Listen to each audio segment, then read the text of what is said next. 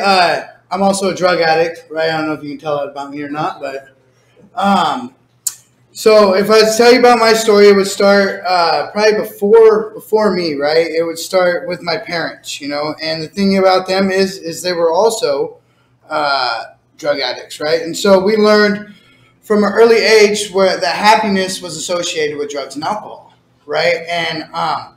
And so in my life, there's a lot of trauma, right? Like, and I'm not saying that like I'm a victim to my life or anything like that, right?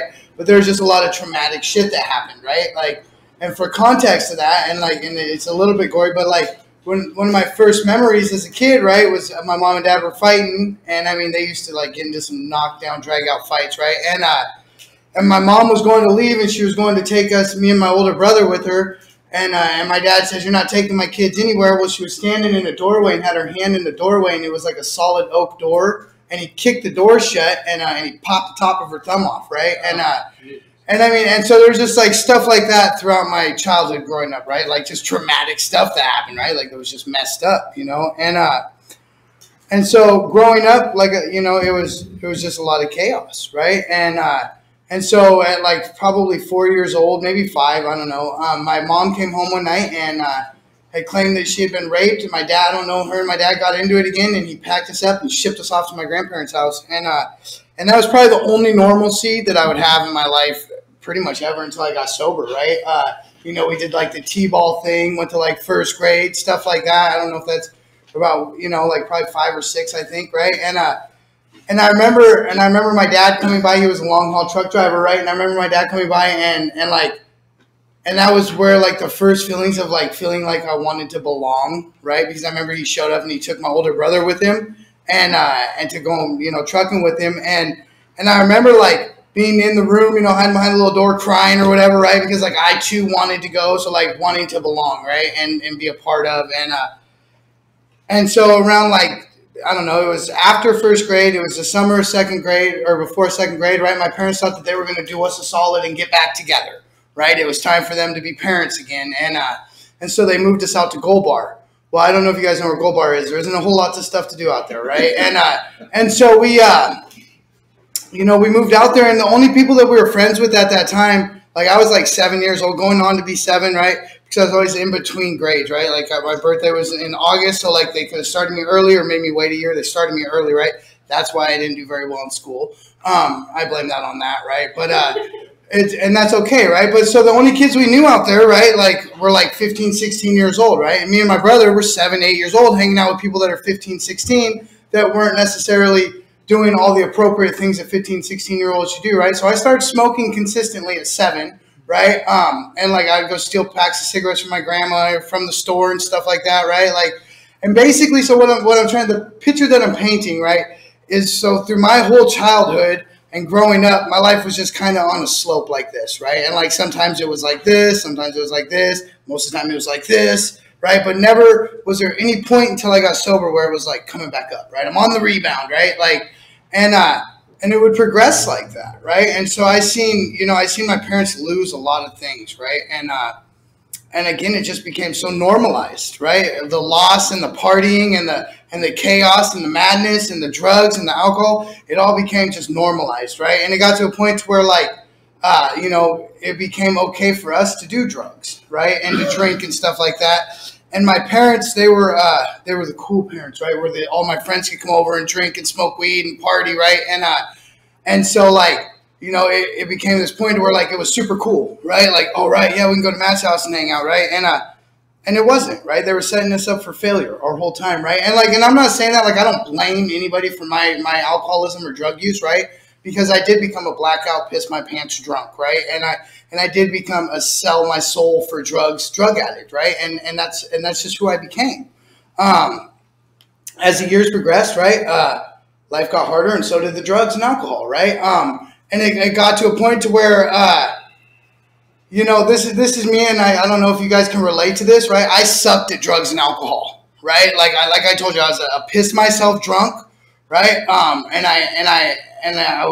I would get super smoked out on other drugs and sell my soul. And I looked basically like Gollum's stunt double, right? And it was a rough life, right? that happened all the way up until I was about 32 years old. And at 32, it was January 22nd, I got arrested, right? And I went to jail, and they came to see me in jail, and this lady said, "Hey, do you want a different way to live?" Right? And I took that, right? And she said, "So what's going to happen is you're going to go to treatment. You're going to do these IOP classes. You're going to get 6 months of housing, and you'll do 3 months of outpatient treatment, and then you'll have 3 months of free housing to kind of put your life together." And so I did that, right? I was like, absolutely. And I didn't realize, I didn't realize up until then. So we lost everybody. We lost my mom, my dad, my grandma, my grandpa in a 6-year period, right? From 2009 to 2015. I got sober in 2018. That's my sober date is 1/23/18. And so like I'm in treatment, and this panel comes in, right? And this guy, and I felt like he was talking right to me, right? He probably wasn't even looking at me, but I felt like he was like looking into my soul, right? And he was talking about how his brother had just died, and how the cool thing about the program is he is actually able to process things, right? And it had hit me for like the last, I don't know, 17 years, 20 years, however damn long it had been since I've been drinking, partying, and drugging. Like I never stopped and processed anything, right? Just go, and the partying got harder, and life got harder, and like, and I didn't realize like that I was hopeless, right? Like, I didn't realize that I was hopeless until I had hope, right? And that's the craziest part about it, right? And so I got out of treatment, and I didn't know anything about sober people or sobriety or anything like that. I thought you guys were all weirdos, right? And I thought you guys would like call the cops and like call CPS and do things like that, right? Because that's what normal people were, right? Like to my parents, that's what we learned at an early age is like, you don't mess with normies or sober people because they'll call the cops, they'll call CPS, right? Really, my parents sucked at being parents, right? Like, and that's okay. They did the best with what they had, right? And so I get out of treatment, and I'm going to this meeting, or first I go to this barbecue, right? And there's this weird bald dude, right? Like that. It's like, hey, come play basketball and come have fun, right? And I never felt like I belonged anywhere, and he made me feel like I belonged there, and there was this guy, this old guy, right, and his wife were at this thing, and they were sharing their stories, and I listened to it, and I was like, man, that guy, he's awesome, right? Just like the way he carried himself, he talked about his higher power, all these things, right, and it was awesome, and so and I wanted that, and so I go to this meeting, and I go to a Celebrate Recovery, and I wasn't going to go because my friends stood me up that were supposed to go. And I remember they said something about free food, right? And so being newly sober, of course you eat, right? And so I wasn't going to turn down the free food. And there was that old guy again, right? And I'm like, okay, this is cool. And he still had that same aura about him, right? And that was a big thing for me. And so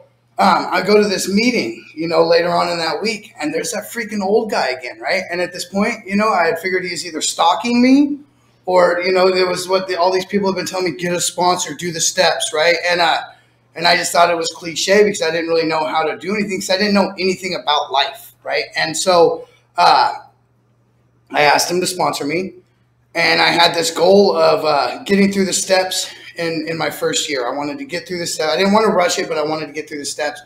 And we did. Right. And I remember, when he told me that we got done with our 12th step, right, that I could start raising my hand to sponsor people. And to me, and to this day, that was the most important day of my recovery. Right. Because we made this agreement, and I don't know who does this in their big books and who don't, but we made an agreement that I agreed to give this program away to others. And because without that, there is no program. Right? Without giving this thing back, there is no saving anybody else, and the program would die. Right? And so to me, that's the biggest and most important part of the program, and that doesn't mean that I'm the right sponsor for every person. That doesn't mean that I'm going to connect with every person, but that means that I am here and I'm available to do so. Right? And so I remember that, and I remember going through the book, and it was just, my life changed, right? Slowly but surely. And I didn't even realize my life had changed. And I wasn't around anybody that I knew that could be like, man, you're way different than you used to be, right?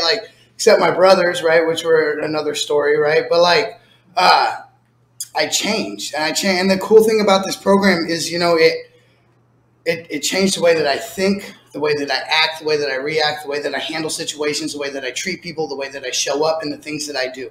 This program has given me a life to where I'm 100% different than who I used to be. And they say, and they have all these cliche sayings, right? Change everything is to change everything. And that's real, right? Like, I mean, honestly, like if you try to hold on to old ideas, you will get nothing from that, right? And so I embrace that, and so like Rocky said, right? Like I'm big on sponsorship, and I'm big on giving this thing back, because if we don't, then the program dies, right? And I'm good on good sponsorship, right? Like pushing people to be of service, pushing people to do the H&I, pushing people to, be a part of and jump right in, right? And because there's nothing better than handing a sponsee that 1 year coin, right? The hardest coin to get, in my opinion, is that 1 year coin, and to see the lights turn on, and to see these people start putting their lives back together, and to be a part, like I go to another fellowship too, and like to be a part of something that is just so special that I had no idea it existed, right? And that's the biggest thing. Like